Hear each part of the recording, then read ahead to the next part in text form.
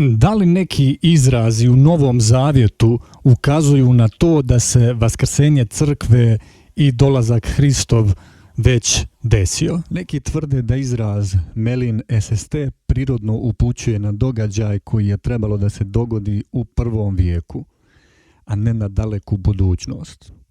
Ova fraza se pojavljuje tačno 4 puta u Novom Zavjetu i u 3 od tih slučajeva odnosi se na događaje koji su se zaista desili u prvom vijeku. Jednom se međutim javlja u kontekstu događaja koji se još nije dogodio, ali neki smatraju da i taj stih upućuje na događaj iz prvog vijeka, odnosno da se ispunio nedugo nakon što je izrečen. Djela apostolska 24. glava 15. stih. Imajući nadu u Boga, koju i oni sami prihvataju, da će biti vaskrsenja mrtvih i pravednih i nepravednih. Ono što je ovdje prevedeno kao da će biti jeste upravo taj grčki izraz Melin SST.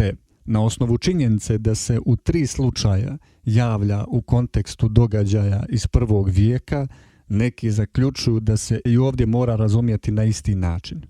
Ovakav pristup je pogrešan i predstavlja oblik semantičkog sužavanja, gdje se jedno moguće značenje riječi apsolutizuje i pretvara u pravilo, zanemarujući ideje koje autor prenosi. Stoga, iako je posmatranje upotrebe istog izraza veoma važno, to ne znači da se u svakom slučaju mora izvoditi identičan zaključak. U sva 4 slučaja se zaista govori o tome da će nešto biti, da će nešto da se desi, ali iz tog izraza ne može se zaključiti da će to biti unutar istog vremenskog okvira. Postoje brojni primjeri gdje ista riječ ili izraz ima različitu upotrebu u tekstu. Na primjer, riječ spasiti javlja se mnogo puta u Novom Zavjetu i naravno uvijek se koristi u kontekstu spašavanja, ali nekad se odnosi na vječno spasenje, ipak nekad se odnosi na trenutno spasenje iz neke nevolje. Zbog toga nije ispravno zaključiti da se svaka upotreba iste riječi ili izraza automatski odnosi na istu stvar u svakom obliku. Za pravilno tumačenje ključna je ideja u skladu sa kojom se riječ koristi. Iako izrazi često upućuju na slične ideje, postoje slučajevi kada dolazi do odstupanja i to treba prepoznati.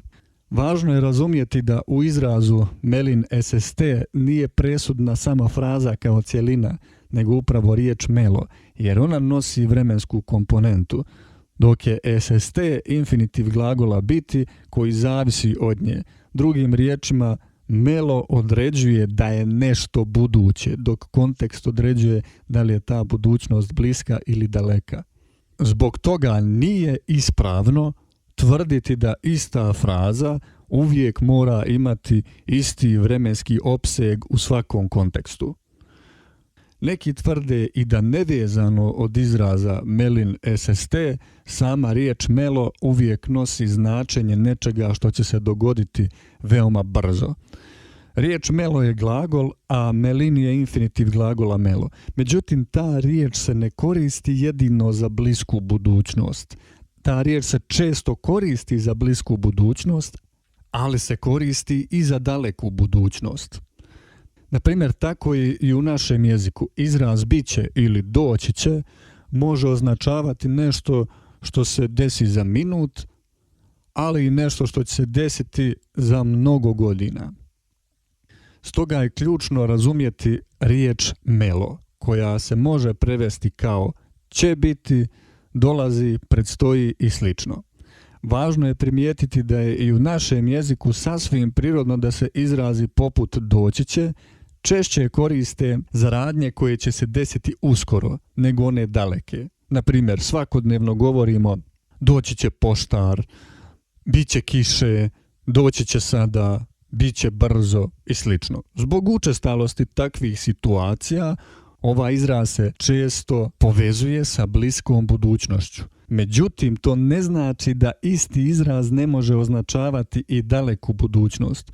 Mi bez problema kažemo doći će vrijeme ili doći će dan kada će se desiti to i to.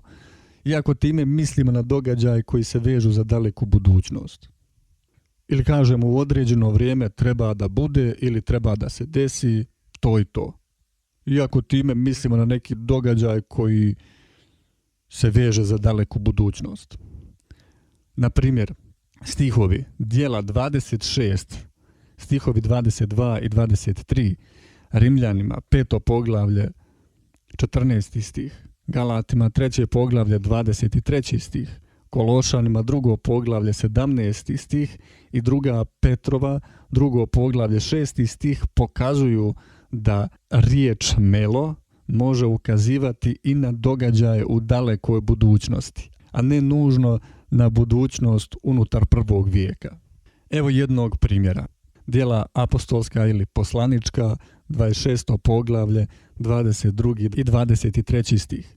No dobivši pomoć Božju, sve do ovoga dana svjedočim i malome i velikome, ne govoreći ništa osim onoga što su rekli i proroci i Mojsije, da će se zbiti, da će Hrist trpjeti, te da će biti prvi iz vaskrsenja mrtvih i objaviti svjetlost narodu i neznabošcima.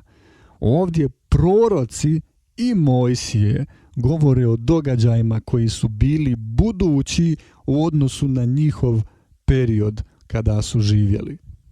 I upravo je upotrebljen izraz melo. Dakle, ista riječ se odnosi na događaje koji su se ostvarili tek vjekovima kasnije.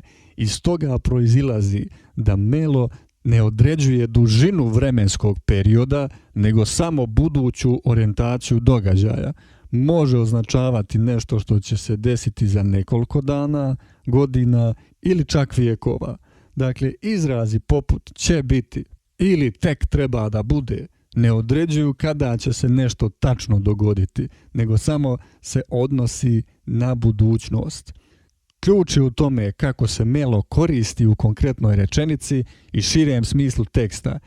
I ne, vaskrsenje crkve, odnosno tijela Hristovog, nije se desilo u prvom vijeku, ono tek treba da uslijedi. O tome sam govorio detaljno u drugim videima. Osim riječi melo, postoji još jedna riječ koju neki koriste da dokažu da se radi o bliskom događaju, a tiče se dolaska Sina čovječijeg. A to je riječ erhome, koju možemo naći u Mateju 16:27 zajedno sa riječju melo. Pošto sam već pokazao da riječ melo ne mora da označava samo blisku budućnost, sada ću pokazati i da riječ erhome ne mora da označava samo blisku budućnost. U Septuaginti u Zahari 9.9 se nalazi ta riječ. A ja ću sada pročitati stih iz prevoda na srpskom. Raduj se silno, kćeri Sionska, kliči, kćeri Jerusalimska, kralj tvoj, evo, k tebi dolazi, pravedan je on i donosi spasenje, ponizan je i jaše na magarcu, na magaretu, mladuncu, magaričinu. Prema opštim procjenama, Zaharija je pisao ovaj tekst oko 5 vijekova prije Hristovog dolaska, a ipak se ovdje u Septuaginti koristi glagol dolazi, erhete.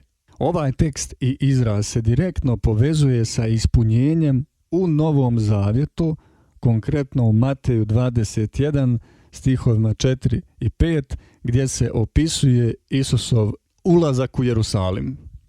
Evanđelist taj događaj vidi kao ispunjenje proročanstva iz Zaharije, što pokazuje da se isti izraz dolazi ne odnosi samo na trenutni govor i blisku budućnost, nego na događaj koji se ostvaruje vjekovima kasnije, ali se posmatra kao unaprijed najavljen. A u psalmu vidimo nešto interesantno.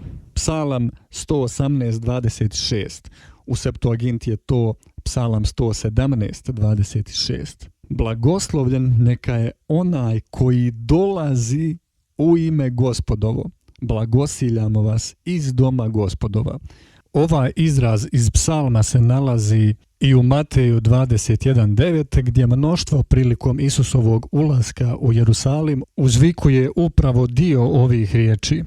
Dakle, izraz iz psalma 118.26 nastao vjekovima ranije, ljudi izgovaraju u prvom vijeku, ali se taj izraz odnosi i na buduće prepoznavanje Mesije od strane tog naroda, kao što se sugeriše u Mateju 23.39. Time se vidi da isti izraz može imati višestruku primjenu. Prvo u istorijskom događaju u prvom vijeku, a zatim i razdoblju koje se još nije desilo. Dakle, isti izraz može imati različite vremenske primjene. Nekad označava blisku budućnost, a nekad daleku. Sada ću navesti još jedan drugačiji izraz, to jest eperhome. Ovo pominjem da biste vidjeli da isti izraz ne mora ukazivati na isti vremenski okvir. Taj izraz se nalazi u Efescima 2.7 gdje se govori o vijekovima koji dolaze. Dok se ista riječ u Luki 1.35 koristi za vrlo neposredan događaj gdje se radi o tome da anđeo govori Mariji da će Duh Sveti sići ili doći na nju i da će sila Svevišnjega da je osjeni. Zaključak je da same ove riječi ne određuju kada će nešto da se desi, nego samo da će nešto da se desi. Zato prevodi poput će biti, dolazi ili treba da bude nisu pogrešni niti slabi kada su u pitanju Djela 24.15 i Matej 16.27, jer nijedna od tih riječi sama po sebi ne precizira vremenski okvir. To može biti minut, godina ili 1000 godina. Ne treba nama grčki da bismo shvatili poruku Božju. Prevodi su dovoljni da se shvati da se tjelesno vaskrsenje još nije desilo. Ali evo, ovo je barem jedan od razloga zašto može biti dobro znati šta piše u grčkom. Jer tako niko ne može ni u kom smislu da te zbunjuje. Ali naravno, treba o svemu promisliti, a ne samo čitati. Prema tome, kada se u Novom Zavjetu kaže da će vaskrsenje biti ili da će se desiti, to može da se odnosi na događaj koji će se desiti vijekovima kasnije, a prema pismima znamo da taj događaj još uvijek predstoji. A Djela 24.15 pominju vaskrsenje nepravednih, a to se uopšte ne dešava u doba vaskrsenja crkve, to jest zajednice tijela Hristovog, nego se dešava dosta vremena nakon toga.